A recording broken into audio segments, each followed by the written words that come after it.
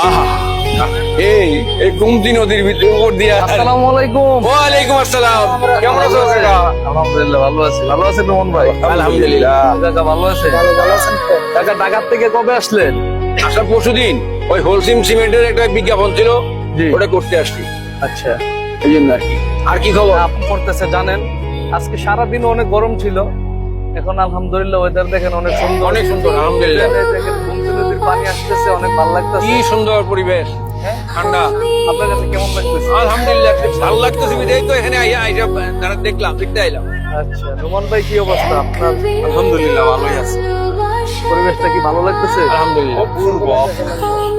এই যে প্রকৃতি আমাদেরকে কিন্তু অনেক একটা আনন্দ দেয়, খুব ভালো লাগে, খুব শান্তি লাগতেছে। এটা আল্লাহর একটা নিয়ামত। আল্লাহর নিয়ামত, আসলে নিয়ামত। ভালো লাগে।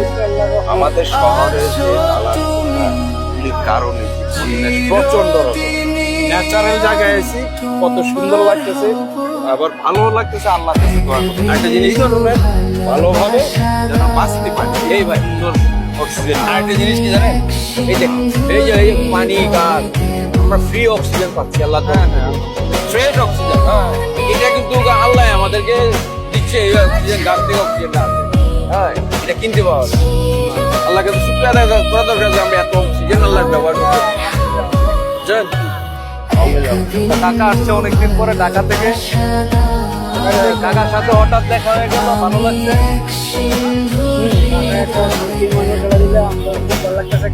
আইসেন তো কাকা কুমিল্লা, চলেন খাই একটু মিল্লা। মিল্লা দিল্লা খাইবে? মিল্লা দিল্লা আচ্ছা যাই, কি খাওয়া যায় দেই। আল্লাহ হাফেজ।